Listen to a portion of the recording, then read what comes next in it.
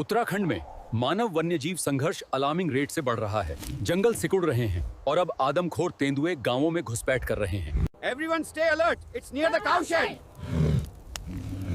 Be careful, अधिकारी जानी. It seems very aggressive. दोस्तों सोचिए आप अपने घर में चैन से बैठे हैं और अचानक दरवाजा टूटता है।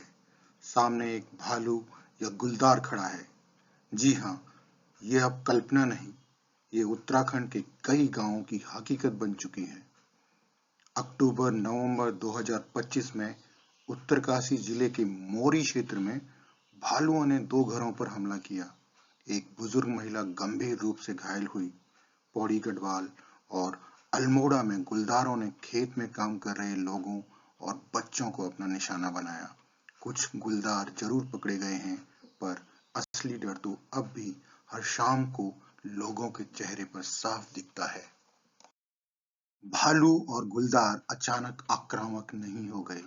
ये बदलाव धीरे धीरे इंसानी दखल और पर्यावरणीय असंतुलन के कारण हुआ है।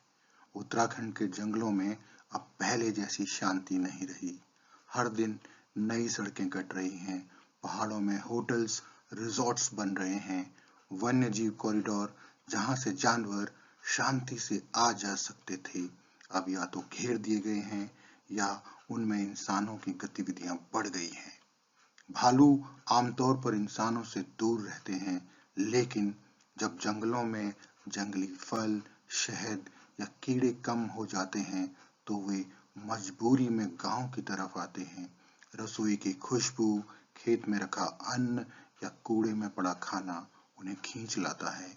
वहीं दोस्तों, गुलदार, तेंदुआ छुपकर शिकार करने वाले जानवर हैं और जब जंगल छोटा पड़ने लगे तो वो बकरियों, पालतू कुत्तों और कभी-कभी तो छोटे बच्चों को भी निशाना बना लेते हैं। यानी दोस्तों, ये संघर्ष नहीं है, एक सर्वाइवल स्ट्रेटजी है। जानवरों को दोष देने से पहले हमें उनकी परिस्थितियों को समझना होगा।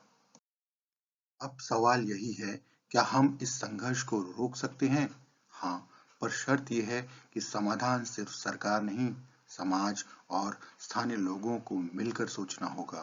पहला कदम वन्य जीव कॉरिडोर की सुरक्षा।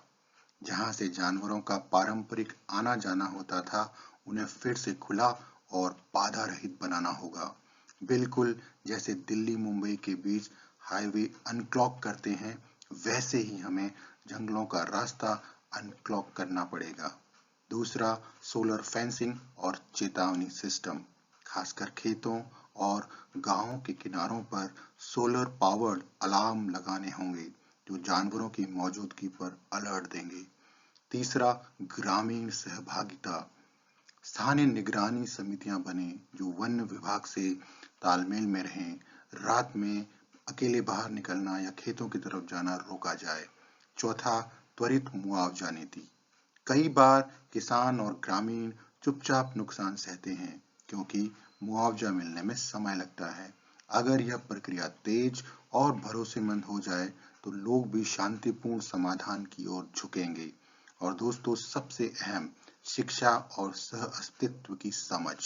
स्कूलों में, कॉलेजों में वन्य जीवों के बारे में जागरूकता लाई जाए और बच्चों को, छात्रों को ये बताया जाए कि जानवर हमले नहीं कर रहे, वो तो बस अपनी खोई हुई जगह तलाश रहे हैं। उत्तराखंड की असली खूबसूरती सिर्फ पहाड़ों में नहीं, बल्कि इस धरती पर इंसानों और जानवरों के सदियों पुराने रिश्तों में है। लेकिन आज यह रिश्ता खतरे में है। हर भालू जो घर में घुसता है, हर गुलदार जो किसी बच्चे को निशाना बनाता है, वो सिर्फ हमला नहीं है, वह एक संकेत है कि हमने जंगलों की, जानवरों की भाषा सुननी और समझनी बंद कर दी है। अगर हमने अभी कदम नहीं उठाए तो न इंसान सुरक्षित बचेगा, न जंगल, न जानवर। समाधान सिर्फ सरकार की जिम्मेदारी नहीं है, हमारी भी है। हम कैसे रहते हैं, कैसे जंगल को जगह देते हैं, कैसे अपने बच्चों को प्रकृति की इज्जत करना सिखाते हैं, यही तय करेगा कि कल का उत्तराखंड डर की धरती बनेगा या फिर से देवभूमि कहलाएगा। क्योंकि दोस्तों, याद रखिए, हमारा आज का जंगल हमारा दुश्मन नहीं है, वो हमारी अनदेखी का आईना है।